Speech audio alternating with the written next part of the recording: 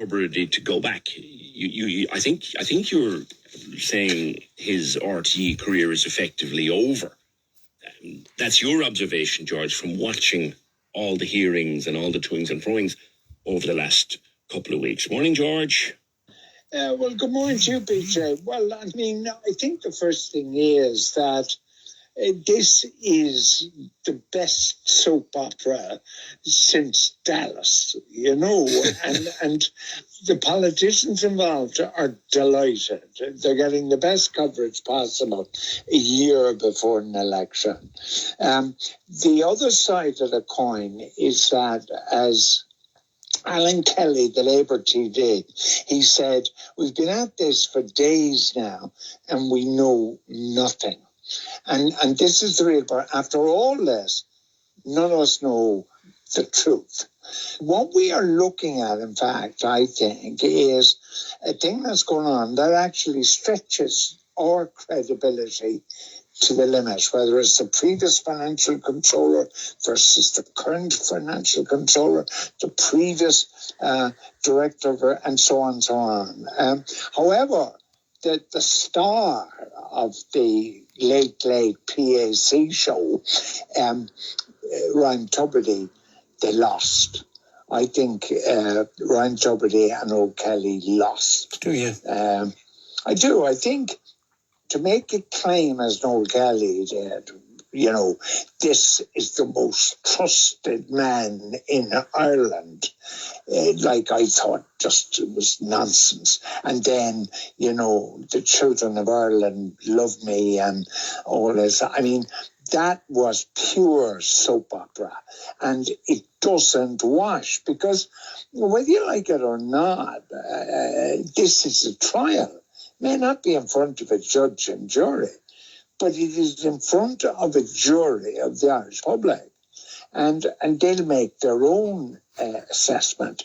Then strand number 2 is, according to what we read, the feeling in RTE amongst the staff is 70-30 against Ryan Tubridy coming back. And then the third strand is that even if he does come back, is there an advertiser who will want to be associated with it? Because the whole thing, as we all know, nobody better than you, the advertiser wants to be associated with something that, his product is associated with.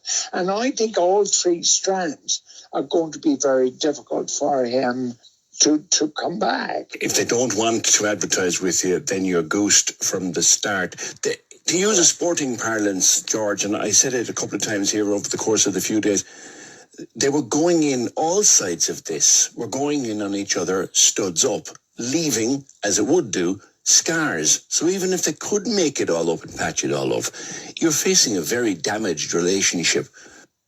An impossible situation, to be honest. I mean, I think coming back at this point is almost not for discussion, I would think. I think it's a sort of done deal. The problem for him, Brother Athanasius was a great presentation brother when I was impressed. You have often quoted him. Yeah, well, that's because he was very important to me. And Brother Athanasius, I remember talking about telling lies.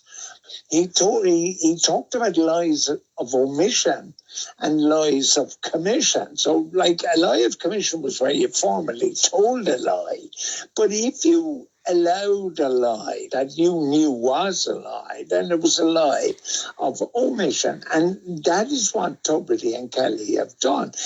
There were invoices flying around from all kinds of companies, from all kinds of countries, for all kinds of amounts, with all kinds of statements in the body of the invoice. They knew they were not kosher, and they didn't do anything. And then again, I'm indebted to Catherine Murphy for, I think, another great comment where Noel Kelly kept saying, we only did as we were told. We didn't know.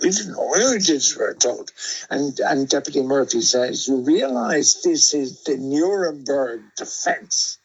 Just following orders. Following orders. Yeah. We didn't know. We were just following orders. That's what Kelly was saying.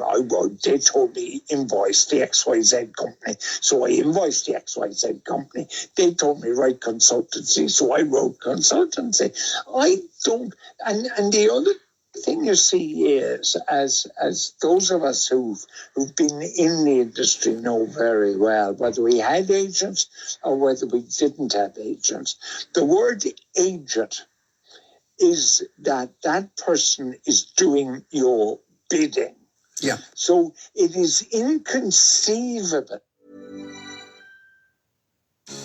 Fill up your year with great travel moments. And while you look after making memories, we'll take care of the travel insurance end of things. So, pack multitrip.com with all your holiday essentials.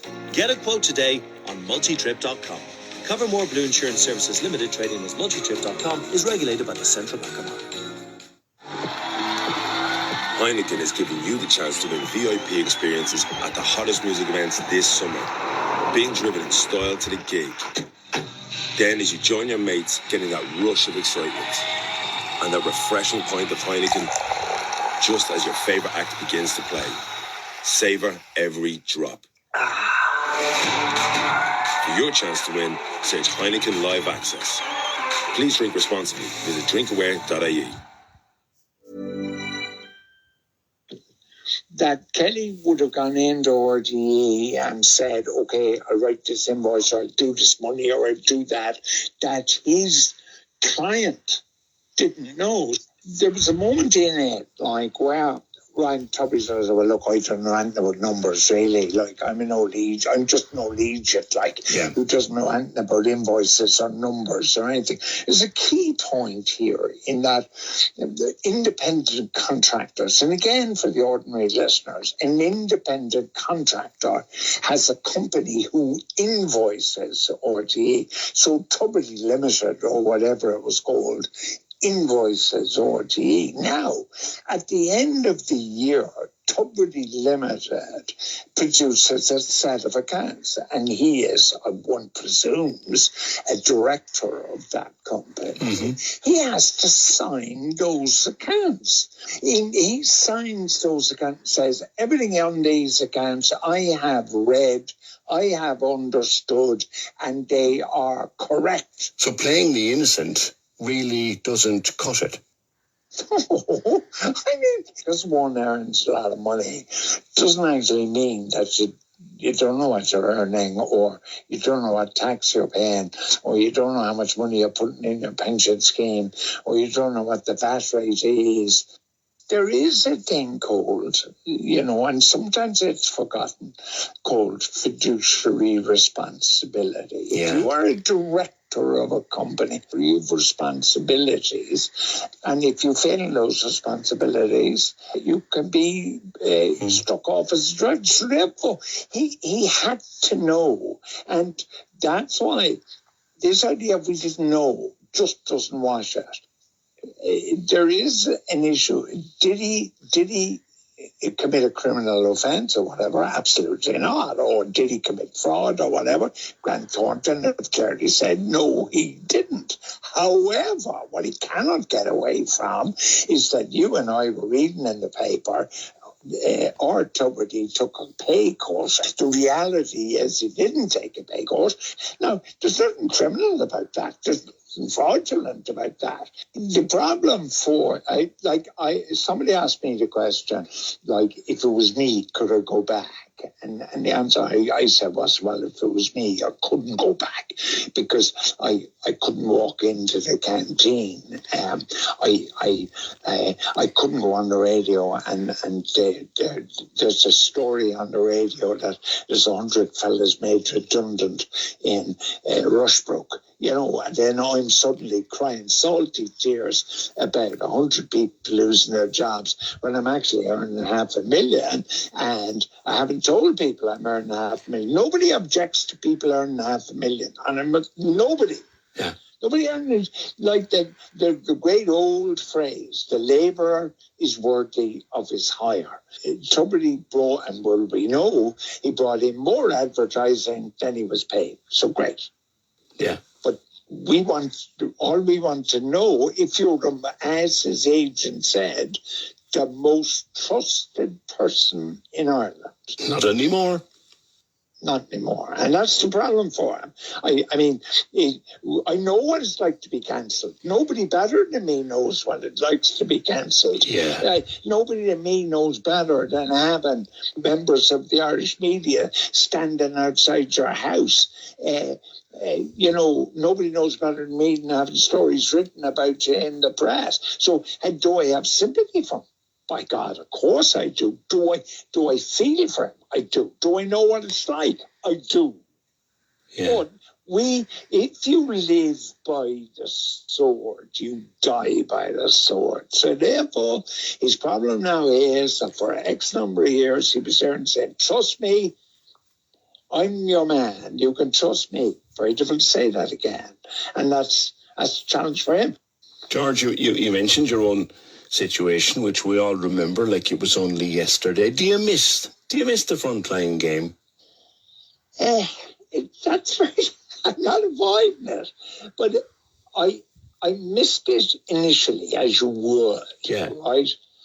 But then my family were deeply hurt. I think people forget the collateral damage.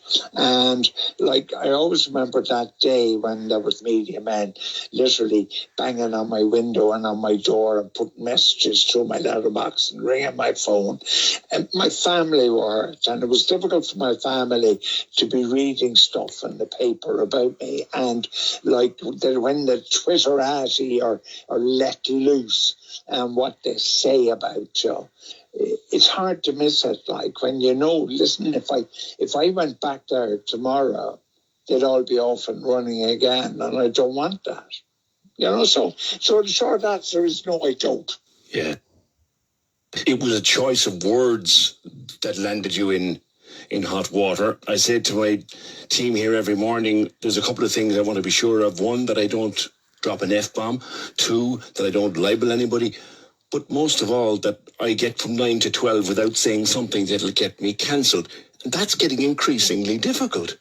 I don't envy you, let me say immediately, because things that I said on radio, more importantly, things I said on rugby and so on, just couldn't be said today. So when people might criticise modern day broadcasters or modern day sporting panels or otherwise, very often they don't appreciate that they are working under much greater constraints than were there just as little as 10 years ago.